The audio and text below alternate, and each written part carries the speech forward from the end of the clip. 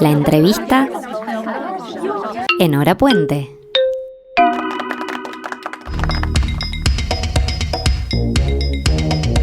Director de foto, guionista y director de cine son algunos de los roles que ha adoptado uno de los directores de fotografía y cineastas más versátiles de Uruguay y del mundo.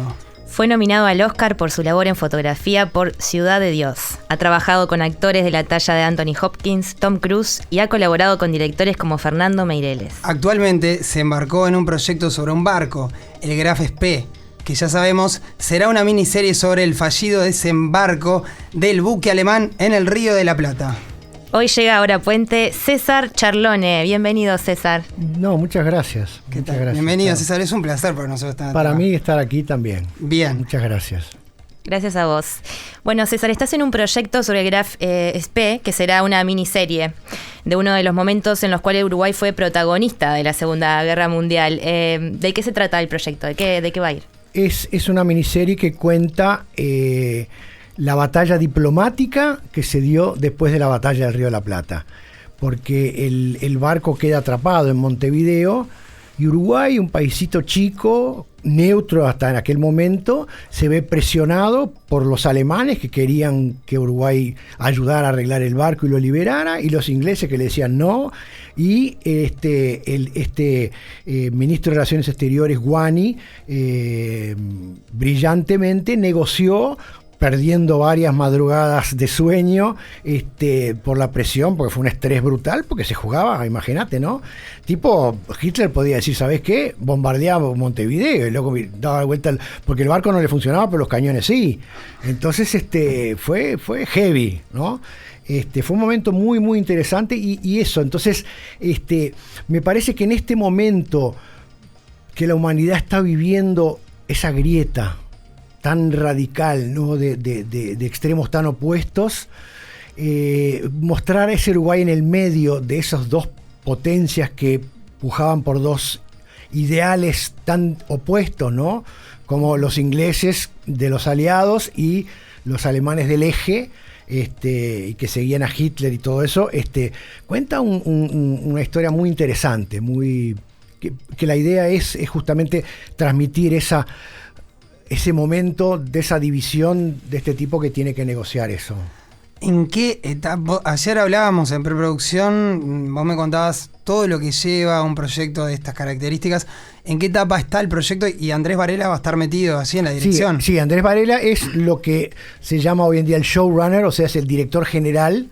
Es la idea, él comanda, él es responsable por lo editorial, por lo que se está contando. Nosotros estamos ahí para ayudarlo, yo con la fotografía y la dirección de algunos episodios, pero digo, la cara toda es de él, que como se hace en cine, muy democráticamente abre la puerta para que los que estamos trabajando con él colaboremos, contribuyamos y todo. La etapa que está es, él tiene la idea, la escribe, hay un primer guión de trabajo, y él entonces empieza a vender el proyecto.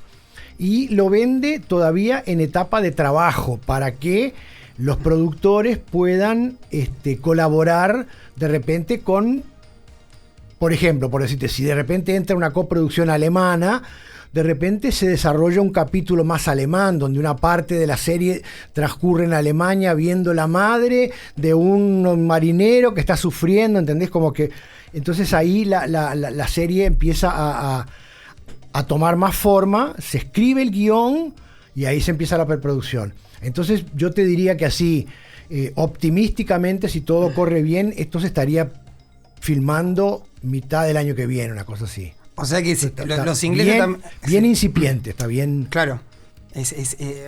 Hace poquito lo están arrancando. Sí, si los ingleses quieren poner plata, también van a pedir lo mismo. ¿Puede haber otra batalla al Río de la Plata? Entonces? Está bueno.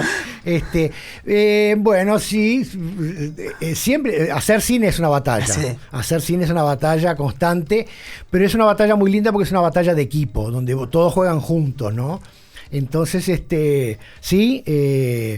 Sí, yo no te diría que sientan los ingleses van a exigir, ¿entendés? Pero es una cosa así que vos decís, bueno, tenemos un público inglés garantizado, Claro. entonces hagamos lo que lo entiendan, ¿no? Está clarísimo. Sí. Para mí es nuevo esto. No sabía que las coproducciones también se elaboraban de esta forma. Ustedes presentan por ejemplo, quiénes hipotéticamente serían los personajes, los actores, ¿eso ya lo manejan o es algo que viene después? Que se puede modificar. Por ahora lo que hay son actores de referencia, o sea, vos le mostrás al productor qué tipo de gente pensás usar. De repente hablaste con un actor y le contaste, el actor te dijo, qué copado, no sé qué. Ahí va a depender de la agenda del actor y todo, ¿no? Hay un montón de cosas que se van a anteponer. Te hablo de cosas concretas. Por ejemplo, 3%, la serie que yo dirigí. Cuando yo entré al proyecto, el proyecto estaban escritos los 7 episodios y entonces yo entro. Entonces yo entro a Netflix. Y entonces yo le transmito a Netflix que a mí los guiones no me llenan totalmente. Entonces Netflix me pone un script doctor, o sea, es un asesor de guión, que era un gringo capo. En aquel momento estábamos apurados por hacer el trabajo con él, entonces demoraba para hacerse la visa para que él viniera para Brasil y demoraba para hacerse la visa para que nosotros fuéramos a Estados Unidos. Entonces Netflix nos instaló en México. Y en México hicimos un taller de como 20 días reescribiendo las líneas narrativas. Después se volvió a Brasil y se reescribió todo. Pero esto ya estaba en producción. Claro. Entonces, para que veas cómo mucha agua corre antes. Uno se imagina que ya está pronto. No, hay mucha escritura, mucha negociación. Hablando de esto, porque ya estamos desmenuzando un poco y es el siguiente concepto que sobre el cual me gustaría preguntarte, porque muchos de nosotros cuando vemos cine nos vemos deslumbrados por la magia de las imágenes, por ejemplo. Pero esta magia es fruto de un trabajo que vos empezaste a explicar recién y de un trabajo colectivo en el cual vos en muchos proyectos sos director de fotografía. ¿Qué pócima le aporta el director de foto a la magia de la película? Uh-huh. ¿Cómo te metes vos? En el rodaje, en lo que está en la pantalla, lo que se ve es producto de un trípode, que son el director de fotografía y el director de arte. Uh-huh. El director de arte es el que viste. O sea, yo leo en el guión, 2 jóvenes entrevistan a un fotógrafo en un estudio. Ese estudio puede ser de paredes rojas, puede tener vidrios que dan a la Rambla de Montevideo, ¿no? Ahí ya empieza. Entonces, el director dice, bueno, yo me parece que por el tipo de diálogo que van a tener, que es muy dramático, me parece que más bien sería una cosa cerradita, media oscura. Sí, porque fíjate que en ese momento el personaje está muy inseguro, entonces hagamos una cosa más íntima. La ventana yo creo que va a abrir una cosa, ¿entendés? O sea, la historia va a contribuir a que vos vayas creando qué es lo que querés hacer. Y ahí el director de foto le va a proponer, sí, yo te diría que inclusive pongamos una luz, de repente una luz cenital que pegue sobre la mesa y rebote una luz medio de abajo que lo deje a él medio tenebroso, ¿no? Qué bueno. Entonces, digo, lo que era un estudio de radio va a seguir siendo un estudio de radio, pero va a ser un estudio de radio con la cara que esa película le pide, ¿no? Yo te decía ayer, por ejemplo, que tengo una forma muy fácil de explicar lo que es la dirección de fotografía. A ver. Fernando Meirelles me llama para hacer Ciudad de Dios. Sí. Existe un libro, Ciudad de Dios es un libro, ¿no? De Paulo Lins. Entonces, Fernando se pasa un año con Braulio Mantovani, el guionista, pasando el libro al guión. Haciendo la adaptación, convirtiéndolo en cine. Entonces, por ejemplo, en ningún momento vas a ver en el libro que hay un cuchillo que se afila. Eso es la primera página, yo me acuerdo hasta hoy, la primera frase del libro, del guión de Ciudad de Dios decía, una faca faz chic. Un cuchillo hace chic. Y el sonido también. Exactamente. Tiene que ser un chic determinado. Y si ves la película, así empieza exactamente. Claro. Es un plano. Eso no está en el libro. Pero eso es guión. ¿Está? Entonces, yo recibo un papel que dice, un cuchillo hace chic. Bueno, ¿cómo lo voy a filmar? Lo voy a filmar un cuchillo en cámara lenta, todo así no sé qué, o una cosa más sucia, ¿no? Entonces, ahí Fernando termina su trabajo de un año de guión y entonces me llama a mí. Y entonces me dice, César, mira, estoy muy preocupado porque este guión juega con el tiempo de una forma que va para adelante y va para atrás, que tenemos que ayudar al espectador que se dé cuenta en qué momento estamos. Entonces te pido que pienses en 3 estilos fotográficos diferentes que separen bien los años 60, los años 70 y los años 80. Entonces yo lo leo y le digo, sí, tenés toda la razón, Fernando. Y bueno, y los años 60 son el nacimiento de esta gang. De la Ciudad de Dios. De la Ciudad de Dios, y son el nacimiento de esta perversión, por así decir, claro, que es el consumo de la venta de drogas y todo eso. Entonces hay una cosa medio de tierra, medio de principio, hay un clásico, por ejemplo, que es todo lo que es antiguo se pone en color sepia. Yo digo, no lo hagamos sepia, pero que tenga color tierra, color útero, color comienzo de algo. Llevémoslo para los tonos rojizos de tierra. Bárbaro, no sé qué. Ahí yo saco unas fotos, le hago Photoshop, le digo, Fernando, ¿qué te parece esto? Está bueno, dale para adelante. Bueno, los años 70 entonces medio como que se caía de maduro porque es la época psicodélica, hippie. Ahí es color de todos los colores, no sé qué, no sé cuánto.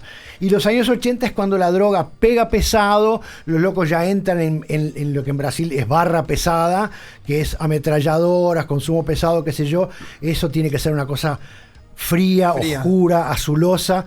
Entonces, bueno, eso yo le voy proponiendo a Fernando, le voy haciendo, pero ves que surge de un pedido de él. Ahí Fernando me cuenta que está buscando hacer la película con actores no profesionales, que está entrenando gurises de la favela con una preparadora de elenco, no sé qué, no sé cuánto, y yo voy a ver los ensayos y veo estos gurises de 14, 15 años que no tienen la menor idea de lo que es el cine, cómo se hace una película.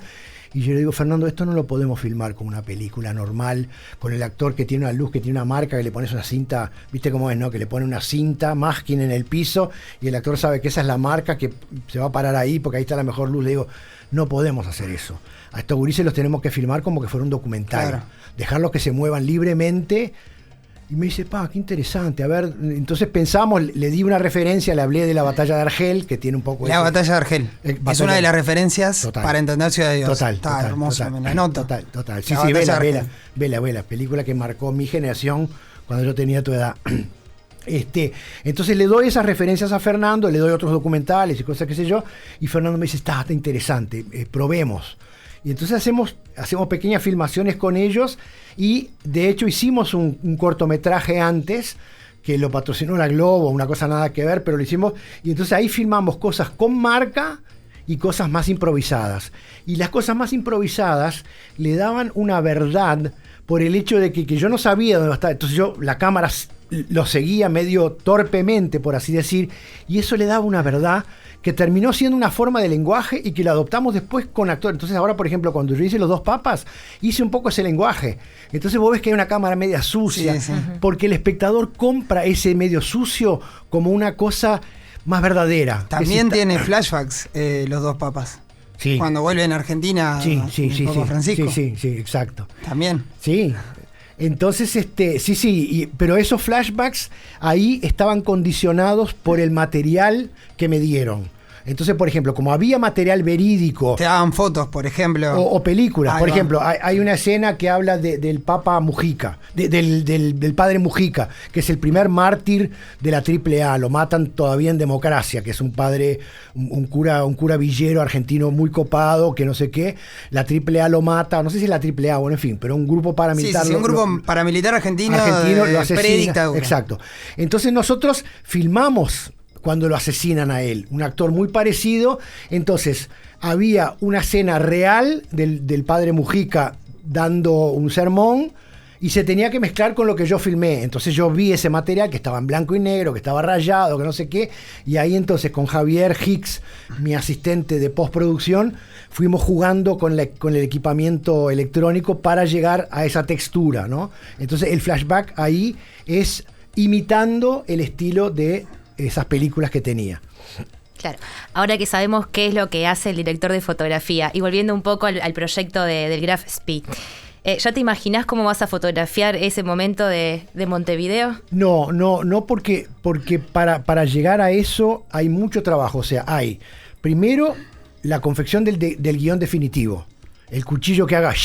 Eso no está todavía. Hay esbozo de guión, pero es un guión a ser trabajado. Claro, que te lo tienen que aprobar, que todo lo que contaste al principio. Entonces, cuando esté ese guión, ahí yo me voy a sentar con Andrés Varela, el director, y con el director de arte, y ahí vamos a pasarnos semanas enteras en una mesa, escena por escena, hablando, bueno, esta escena, que el capitán está en el navío, que acaba de perder la batalla del Río de la Plata en Punta del Este, y no sabe si viene para Montevideo o no viene. ¿Dónde está? Y él está caminando por la borda, y afuera hay una tempestad terrible. Me gusta eso, sí, la tempestad, y hay un rayo que da ese drive, ¿entendés? O sea, y ahí empezás a crear, sí, hagamos eso con rayo, el tipo está, porque podía ser que de repente decidamos que lo hacemos adentro de la cabina, el tipo está en la cabina y la cabina se queda sin luz, ¿entendés? O sea, hay ese proceso de creación que lo vamos a hacer con Andrés y con el director de arte que todavía no hay nadie comprometido. Perfecto. En tu Instagram vi que tenés una... ¿Se va quedando claro? Díganme ustedes. Está perfecto, clarísimo. Estamos escuchándote así. Eso quiere decir que estamos aprendiendo un montón. Bueno. Ahora, y seguramente los que nos están escuchando también. Pero una cosa que me gustó, que vi en tu Instagram, que tenés una colección de cámaras fotográficas que fuiste acumulando a lo largo de los lugares en los que estuviste, que te fuiste comprando a poco. Ahora, algunas más viejas... Está la cámara que me regaló mi madre, regaló entre comillas, porque la chantajeé a mi vieja cuando tenía 14 años para que me comprara esa camarita. Y están todas las cámaras que tuve las guardé. Todas las cámaras, o sea, desde los 14. Tiene esta fijación con las cámaras. Ahora, a mí lo que No, tengo la fijación con no tirar nada. Es una cosa de tacaño, que mi novia me toma el pelo, que yo no tiro nada. Me da no sé qué tirar, ¿viste? Hay que reaprovechar, reutilizar, reciclar, y principalmente las cámaras. Las cámaras son innegociables. Bueno, pero algunas más viejas, otras más nuevitas, pero... Me imagino sacarán fotos muy distintas entre sí. Lo que te quería preguntar tiene que ver con la técnica del director de fotografía. Si vos te inspirás en el resultado de esas cámaras, es decir, en cuando las revelás y ves la foto para tus proyectos, ¿las usás como referentes o las tenés más ahí como objetos que tienen un valor sentimental? Como tenerlas, las tengo como objetos y esperando el día que me jubile para ir a Tristán Narvaja a montar el puestito para vender. Mirá.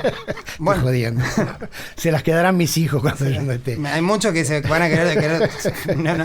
No me sirven como inspiración porque no saco más fotos con ellas. Me acuerdo el resultado. Por darte un ejemplo, Fernando Meireles me hizo un cariño muy lindo que la cámara con que el personaje de Ciudad de Dios saca las primeras fotos es la cámara esa que mi vieja me regaló cuando yo tenía 14 años. ¿En serio? Sí. Fue un homenaje que me hizo Fernando. Esa camarita Instamatic plateadita que él saca es la cámara. Es la tuya. Es con la que yo empecé. Hermoso. Esa yo la tengo todavía. Y bueno, entonces cuando hicimos Ciudad de Dios, yo sabía cómo eran esas fotos, entonces esos flashes que aparecen, yo los hice en postproducción con el colorista, le dimos el tono, porque yo me acordaba, y porque todavía tengo fotos de esa época, claro, con el marquito blanco alrededor. Entonces, bueno, sí, te sirve como inspiración al resultado que te acordás, pero las tengo como objeto decorativo nomás. Bien. César, te ha ido muy bien, tenés una carrera increíble. ¿Qué le recomendarías a los jóvenes cineastas que nos están escuchando ahora? Que trabajen mucho. Es dedicarse. Es lo que yo hablaba con Ismael recién, es estar disponible. O sea, el estar obsesionado con conseguir trabajar y estar disponible y circular yo por ejemplo me llaman gente que quiere trabajar conmigo, ay César, perdona que te moleste, y yo le digo, si no me molestás no vas a conseguir laburar, me tenés que molestar. Molestame porque yo sé que molestándome yo lo que puedo decirte, ¿sabes qué? No te puedo atender ahora o algo así, pero molestame porque esa es la única forma que vas a conseguir laburar. Es persistiendo, rompiendo las bolas, yendo atrás, y eso lo extiendo en toda el área, de decir, bueno, voy a hacer una película que es, por ejemplo, sobre los papas. Yo me fui al Vaticano 5 veces. a pararme ahí a ver a la Capilla Sistina y no tenía nada que hacer y no me iba a la sauna ni a ver películas, no, me iba al Vaticano a ver cómo la luz se comportaba sobre los frescos y cómo hacía no sé qué y a dejar que, porque nosotros como artistas recibimos una cosa en lo racional, pero donde más recibimos es en lo irracional, en lo sensorial, en lo intuitivo. Entonces es dejar que tu intuición reciba cosas. Y eso es muy importante en el cine porque en el cine vos, todo este trabajo que te digo que hacemos meses y meses de mesa, de discutir, de conversar, eso después vos lo ponés en el disco duro y en el momento que estás filmando no tenés tiempo de ir al disco duro y buscás. Viene solo, viene instintivamente. Claro. Vos te empapás, yo lo comparo con, hablando en tu área, lo comparo con el músico de jazz, que estudia la partitura, estudia, pero cuando va a improvisar el loco se olvida la partitura y le viene solo. Y el loco agarra el sax y se vuela y no está pensando qué tal nota, le viene de adentro. Bueno, es un poco así. Es un poco acumular toda la información en el disco duro y en el momento de crear dejar que fluya libremente. Eso es tremendo, que vos manejás. Tenés como un marco teórico casi experiencial sobre la cosa que tenés que ir a retratar y te vas llenando de eso. Te llenás de cosas que ni siquiera pasan por lo racional de repente. Por darte un ejemplo, hice una película sobre tráfico de drogas en Estados Unidos recientemente, American Made, con Doug Liman, que dirigió Doug Liman. Y yo, por ejemplo, no tenía nada que hacer y llegaba a mi casa y me preparaba una comidita y me ponía a ver YouTube sobre Pablo Escobar, sobre el tráfico, que de repente no había escenas de eso. Pero para enterarme del tema, me leí, cargué los libros de Pablo Escobar, los leí todos, ¿viste? Tenés que empaparte del tema y absorber todo lo máximo que puedas de esa temática para... Bueno, lo mismo ahora con el Vaticano, con los pintores impresionistas, con todo. Ahora, César, hoy afuera me contabas algo, me pareció re lindo, dos cosas. Una es, ahora estás en un momento increíble, pero no siempre fue así. Quizás en otro momento estabas sin laburo y vos me contabas que ibas a los estudios y te quedabas ahí, que en Brasil la pasaste mal y que vos insistías, porque estas carreras tienen esta dificultad, que no siempre tenés laburo, que te puedes quedar sin laburo, cuando estás sin laburo. Al principio es muy angustiante, porque no tenés un sello en la cartera de trabajo, como tienen en Brasil hay una cartera de trabajo que te pone el sello y te contratan, y sabés que tenés aguinaldo, vacaciones y todo un poco. No, aquí sos freelancer. Aquí yo estoy empleado ahora 3 meses. Esta película, por ejemplo, yo firmé un contrato por 6 meses. Y dentro de 6 meses, digo, la vida me ha enseñado de que algo va a pintar, claro, ¿no?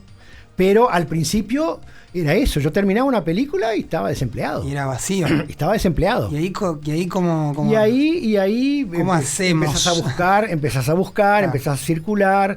Después lo que se termina dando mucho es que es eso, estás en una película y estás con un director que te dice, mi próximo, con Fernando mismo, ¿no? El próximo proyecto tal cosa, bueno, ya sabes que... Entonces, por ejemplo, yo sé, Fernando está escribiendo un guión ahora que yo sé que dentro de un año o algo así lo vamos a hacer, yo sé que está en el horizonte. Eso se te va dando cuando empezás a hacerte una lista de clientes, por así decir, ¿no? Pero es bastante angustiante, pero... Digo, ¿sabes? Es como el loco que es electricista que arregla electrodomésticos, ¿no? Él sabe que, bueno, hoy no viene ningún cliente, mañana le vienen 3, con 3 aspiradoras para arreglar, y entonces el loco se las va a tener que arreglar para no. Entonces tiene su angustia, pero hay que estar ahí. Pero tiene también su recompensa si uno trabaja. Total. Y una cosa que me encantó, él me decía que cuando él no tenía cámara se quedaba que me contabas que te quedabas con un palito y con una silla. Agarraba una silla por una pata. Sí, porque cuando yo empecé, las cámaras eran muy pesadas y claro, el cine industrial hollywoodiano ponía las cámaras en esos carritos, los dollies que se llaman, ¿no? Que son esos carritos pesados, que son carísimos, que le ponen rieles y qué sé yo. Pero el cine latinoamericano estaba haciendo cámara en mano, ¿no? Que era la forma...